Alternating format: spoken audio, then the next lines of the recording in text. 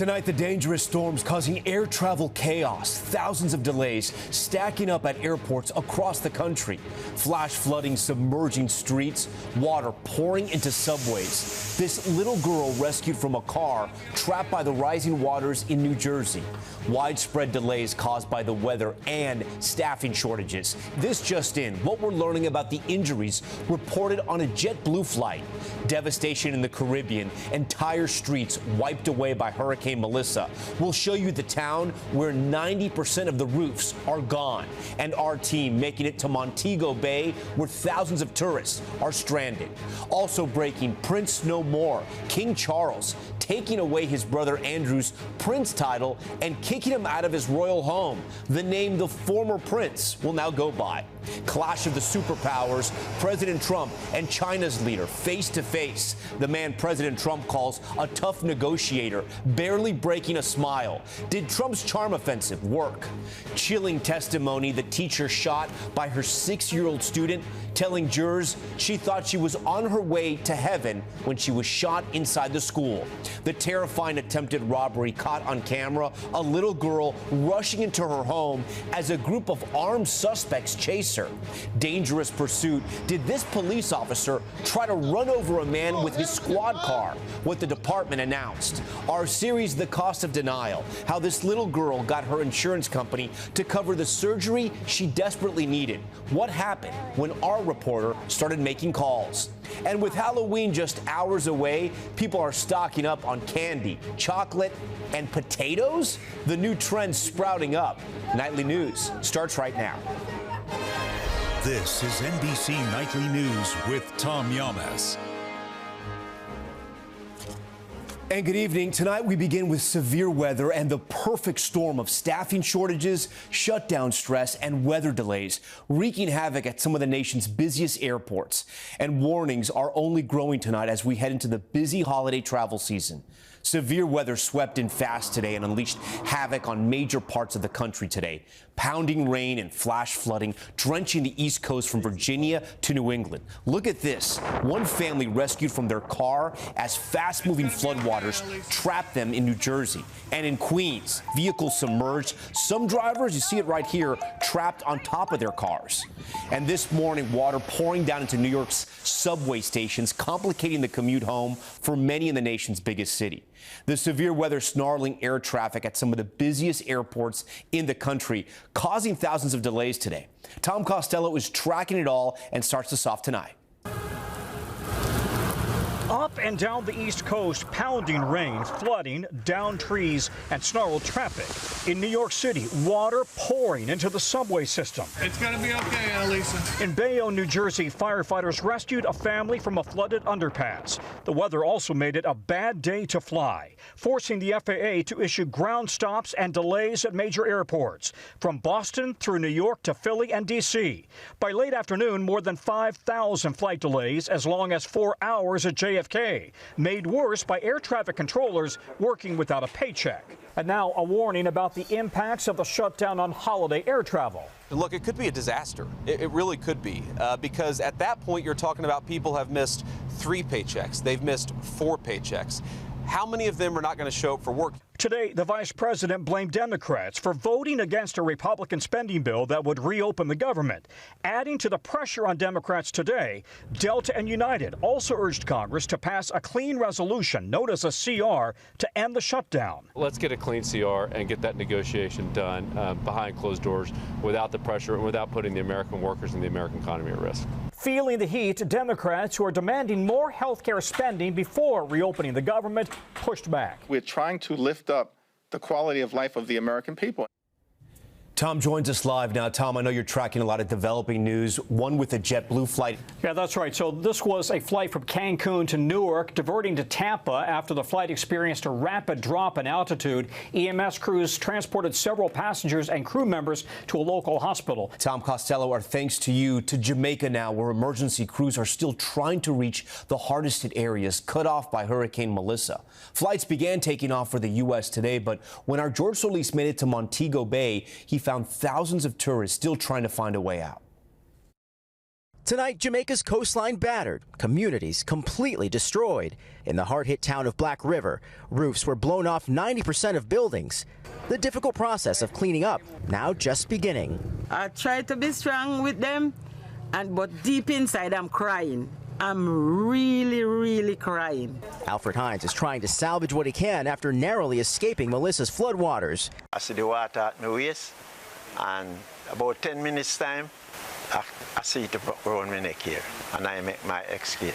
Melissa's death toll across the Caribbean now at 36. Today on the road to Montego Bay, we encountered massive destruction, along with a frantic search for cell signal and gas. This right here is a sight to see. People stopping and pulling over on the side of the road. This is the first bit of cell phone service people have been able to get here. And this is the first time I've been able to get out and speak to family. I'm sure they're worried sick about you. More than 70% of the island still without power. This is the scene in Trelawney, just outside of Montego Bay, as the search for gas grows more desperate. There are two lines here, one for cars, one for people. Police here on the ground to make sure everything stays orderly. Then we finally reached Montego Bay. Resorts and hotel across the tourist hotspot suffering extreme damage. Some tourists having to relocate, others hoping they can find a flight out. Amanda Miller is trying to get home to Florida. I love Jamaica, but I'm ready to go home. How many tourists are stranded at your hotel now? Oh, God, a lot. At the Kingston airport today, a welcome sight. Aid starting to come in and tourists starting to get out. That's where we met Jamitra Alexander. Resort right now at Montego Bay. This water is rising so fast.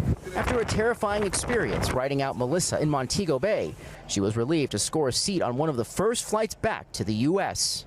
We didn't even sleep last night. As soon as we found out that we had a flight, we did not sleep. We're not missing this flight. And George joins us tonight live from Montego Bay. George, commercial flights have started from Kingston, but what about Montego Bay where you are tonight, where all those tourists are? Yeah, Tom, for instance, take a look at this hotel. Believe it or not, people are staying here until they can get a flight out of Montego Bay. Now, officials saying that airport is still without power, and it could be weeks before it is fully operational. Tom? Okay, George Solis for us. George, thank you. There's also breaking news overseas tonight in the UK. Prince Andrew is a prince no more. King Charles today announcing he will remove his brother's royal titles after mounting pressure over Andrew's ties to Jeffrey Epstein. Molly Hunter reports tonight from London. Tonight, effective immediately, Prince Andrew will be formally stripped of his royal titles. In a statement, Buckingham Palace announced King Charles initiated a formal process to remove the style, titles, and honors of his younger brother, who will now be known as Andrew Mountbatten Windsor. The palace acknowledging the pain of the victims while saying the move was necessary despite Andrew continuing to deny the allegations against him. Tonight, a statement from the family of Virginia Giuffre, who died by suicide in April and alleged Andrew had sex with her as a teenager. Today, an ordinary American girl from an ordinary American family brought down a British prince. As part of the negotiations with the palace, Andrew will leave his home at Royal Lodge and move to the royal family's private Sandringham estate. As for his daughters, Princess Beatrice and Princess Eugenie will keep their titles, and tonight, Andrew remains 8th in line to the throne. And Molly, as you know, 2 weeks ago, Prince Andrew put out a statement voluntarily giving up his other titles, including the Duke of York, but this is an escalation. Tom, that's right. Now, 2 weeks ago, that statement from Andrew clearly wasn't enough. Tonight, it's a statement from the king, and we understand that Andrew didn't object to the move. Tom? Okay, Molly Hunter for us. Molly, thank you.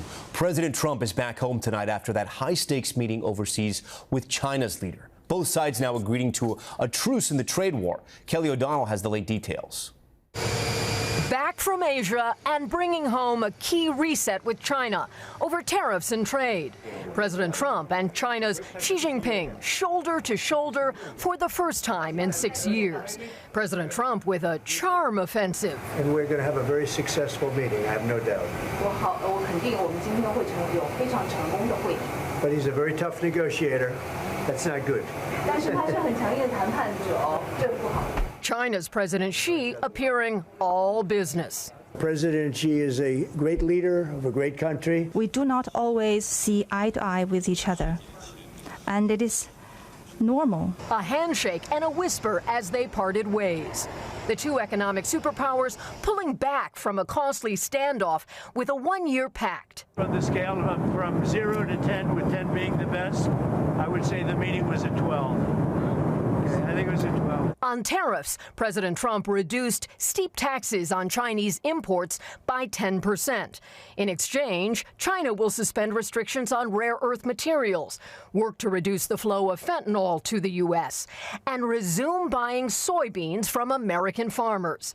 Heading into the meeting, the president injected a new uncertainty with a post that instructed the Department of War to start testing our nuclear weapons on an equal basis with China and Russia. Today, I asked Vice President Vance to explain.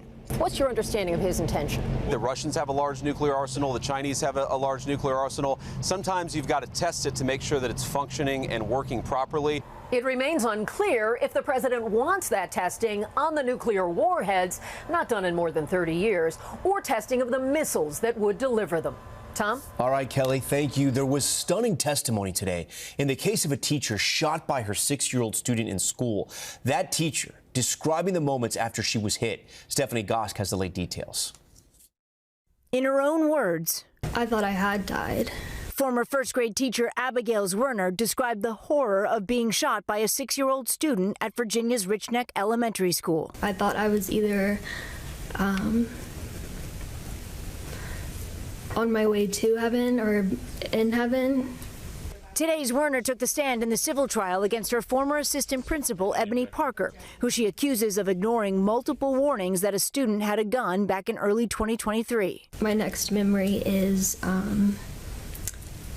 I see 2 coworkers around me and I process that I'm hurt. The bullet tore through her hand and lodged in her chest, just missing her heart. Overall, I would say I do struggle with doing things.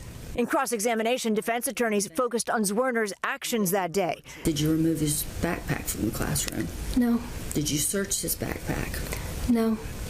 Especially after she learned her student may have brought a weapon to school. You still hadn't removed JT from the classroom? No. They also questioned whether Zwerner was really struggling from long-term physical and mental health issues. Showing direct messages Werner sent to both Taylor Swift and the music group Odessa, praising them after going to their live shows. The defense asked repeated questions about her decision to go to cosmetology school. Zwerner testified the latest surgery on her hand has made it impossible to get a job while she recovers. Her lawyers then wrapped up their case, and now the defense has a chance to call witnesses. The next day in court is Monday, Tom. All right, Stephanie, thank you. When we come back in 60 seconds, the little girl who needed life-changing surgery, the insurance battled to pay for it. We're in the operating room when her family gets the news that would change everything. That's next. We're back now with the cost of denial, our series on the challenges Americans face with their insurance providers. Tonight, the family that drained their retirement savings to pay for the surgery their daughter desperately needed, and how they believe our reporting changed everything for their daughter. Here's Camila Bernal. Minutes before her 10-hour surgery, Olivia Olson is feeling confident. I think that was beautiful, and I don't really care what other people think of me. The 8-year-old was born with microtia, a rare condition that meant her left ear never fully developed.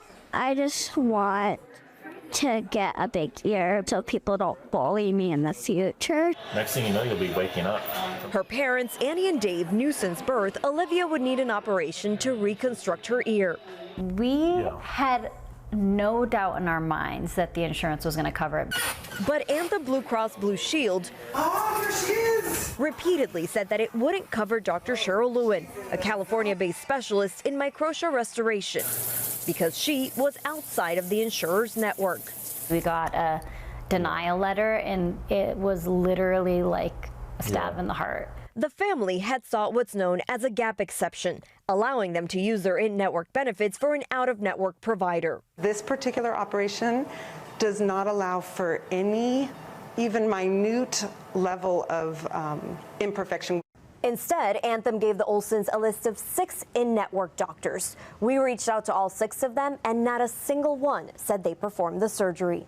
Everything was like kicking you when you're down. Here, she's so excited about her surgery. Might have to tell her we might have to cancel it. How are we going to come up with this money? Determined, they borrowed money from family, used credit cards, and pulled a large portion of the surgery's roughly $100,000 cost from Dave's retirement fund. Did you ever hesitate and say, maybe I shouldn't take money out of my 401k? So honestly, no. I'm getting emotional. To me, it's my responsibility as a parent to make sure that my kids have everything that they need. NBC News asked Anthem about Olivia's case 2 days before her surgery, the family going forward with or without coverage. Then, on the day of, we were there in the operating room when her parents received the news. And then at the 11th hour during the surgery, you say that you're going to cover it. It's like, what? With surgery already underway, the Olsens learned Anthem would cover Dr. Lewin as an in-network provider. Why do you think it got approved? You guys, 100% NBC, your involvement. And that's the only... There's no other way. In a statement, Anthem says, "We are happy that the member was able to receive the treatment she needed. Even though the member's plan does not cover out-of-network providers, when an in-network provider is available, we were able to make a unique one-time exception to ensure her care was not delayed." Big day today. 2 weeks after surgery, the big reveal. Big ear day, huh? Big ear day. 1, 2, 3. Look at that ear. It looks amazing. And insurance, the furthest thing from Olivia's mind. When it's fully recovered, I'm going to be like, okay, that was just a short little bump, and then I'll just go on with the rest of my life. Camila, we are so happy for little Olivia. How is she doing tonight? She's great, Tom. It's going to take about a year for her ear to completely heal, and she'll also need a hearing implant. But right now, the whole family, they're just thrilled that this surgery was a success. Tom? Camila, great work by you and the team tonight. And if you have a story you want to share for this series, email us at costofdenial@nbcuni.com. When we return tonight, Sean Diddy Combs just moved to a new prison. What we know about where he'll serve his sentence. And shocking new surveillance video. Look at this, of a suspected home invasion barely averted by this girl's quick thinking. Stay with us. We're back with a major update on Sean Diddy Combs, a source close to the music mogul, telling NBC News he's being transferred to a federal prison. It's unclear which one. He's been held at this detention center in Brooklyn, New York, since he was convicted. He's set to be released in 2028. Also tonight, a Baltimore police officer has been suspended for this after this video surfaced of him appearing to chase down a man with his patrol vehicle. The man who took the video said the officer asked him and his friends to move while they were hanging out. The Baltimore Police Department says it is investigating, and the city's mayor calling that incident disturbing. And in Northern California, a young girl's quick thinking may have thwarted a robbery. Look at this. You see her walking down her driveway when a group of armed men suddenly charge at her. She sprints back into her home where she told her family to call the police. The suspects then ran off. All right, and when we come back, the hot new Halloween treat you won't believe some kids are on the hunt for. Potatoes. Why Spuds more than Snickers or M&Ms are the real jackpot this year. That's next.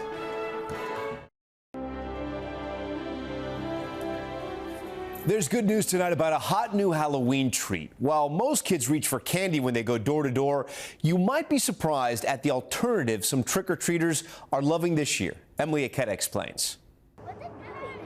Every Halloween, kids in costume fill their baskets with a smorgasbord of sweets. But there's a new star of the spooky season. Pick whatever you want.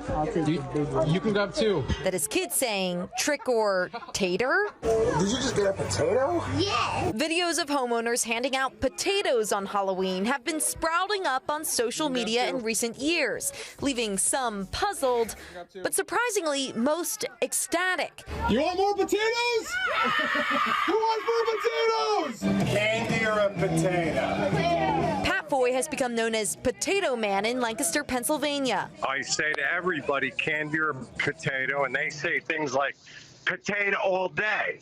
little toddlers, they look at it like stunned. And former longtime NBC News correspondent Kevin Tibbles has been handing out the starchy spuds for more than 2 decades. It started out as a joke. If you want to come back and get second helpings of candy, you're going to get threatened with a potato. The next thing I know, everybody wants a potato. What have you learned from passing out potatoes? Everyone's got a good sense of humor, even me, and I'm the crabbiest guy on the block. But when I whip out a potato, everybody's got a smile on their face. Happy Halloween. As more trick-or-treaters are poised to strike Yukon gold. Emily Ikeda, NBC News. Potatoes over candy. We're going to have to see how long this trend lasts. That's Nightly News for this Thursday. I'm Tom Llamas. Thanks so much for watching. Tonight and always, we're here for you. Good night.